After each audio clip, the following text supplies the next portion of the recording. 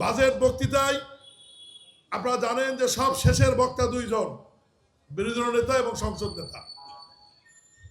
বিরোধী দল নেতার বক্তব্যে জনাব বিরোধী দলীয় নেতা অত্যন্ত বিচক্ষণতার সহিত, প্রাজ্ঞতার সহিত, দূরদর্শিতার সহিত ওনার নির্বাচনী এলাকার উন্নয়নের দায়িত্বটা উনি বক্তৃতার মাঝে প্রধানমন্ত্রীর উপর ছেড়ে দিয়েছেন।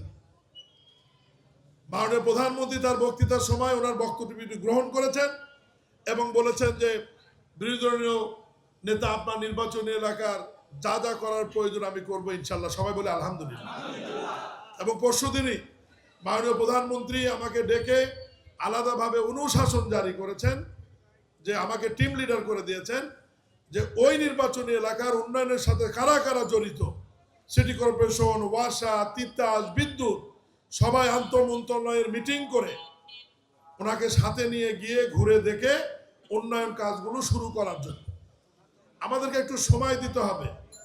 বিগত 18 বছরের অবস্থা আপনারা জানেন, বিরোধী দলের নেতাও জানেন, আমরা সবাই জানি। উনি তার বক্তৃতায় সুন্দরভাবে বলছেন দেশটা আমাদের সবার। ওনাকে আপনারা ভোট দিয়ে নির্বাচিত করেছেন। এই নৈতিক দায়িত্ব থেকে, এই দায়বদ্ধতা থেকে উনি আপনাদের জন্য পার্লামেন্টে কথা বলেছেন, প্রধানমন্ত্রীকে দায়িত্ব দিয়েছেন এবং সেই দায়িত্ববোধ থেকেই আজকে ওনাকে সাথে নিয়ে আমরা এসেছি। আমরা আজকে সব জায়গায় ঘুরতে পারিনি, মোটামুটি আমরা ঘুরেছি, সমস্যাগুলো চিহ্নিত করেছি। আমরা আবার ওনার কার্যালয়ে বসবো, বসে আমরা অগ্রাধিকার ভিত্তিতে আমাদের এই কাজগুলো আমরা শুরু করতে চাই। এবং ওনার সঙ্গে যিনি প্রতিদ্বন্দ্বিতা করে ভোট করেছেন বিএনপির প্রার্থী, উনিও এখন সিটি কর্পোরেশন প্রশাসক। আমি এক সময় এলাকায় সরকার বাড়ির মোড়ে দীর্ঘদিন বসবাস করেছি, আমিও এলাকার সন্তান। সব মিলিয়ে এলাকার মানুষের ভাগ্য যে খুব একটা খারাপ আমি বলবো না, সবাই বলে আলহামদুলিল্লাহ। আমরা তিনজন মিলে যদি কাজ করি, যেহেতু মাননীয় প্রধানমন্ত্রীর অনুশাসন রয়েছে, সব নির্বাচনী এলাকায় কাজ হবে। স্বাভাবিক কারণে প্রধানমন্ত্রী এবং বিরোধী নেতার এলাকায় কাজ তো একটু বেশি হবে, কারণ মহান আল্লাহ তো ওনাদেরকে সম্মানিত করেছেন। আমরা একটু সম্মানিত করলে দোষ কি? এই জন্য কাজ হবে। আপনারা ধৈর্য ধরেন, আমাদেরকে সহায়তা করেন। আগামী দিনে আজকে বিরোধী দলের নেতারও প্রোগ্রাম আছে, আমারও আছে, আগামী দিনে আবার দেখা হবে ইনশাআল্লাহ।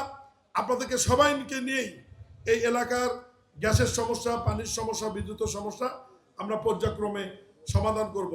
আমি আরেকবার সম্মানিত শ্রদ্ধেয় বিরোধী দলের নেতাকে ধন্যবাদ জানাবো যে উনি আমাদেরকে সময় দিয়েছেন এবং আমাদেরকে নিয়ে, ওনার এলাকার মানুষকে নিয়ে সমস্যাগুলো আমাদের কাছে উপস্থাপন করেছেন।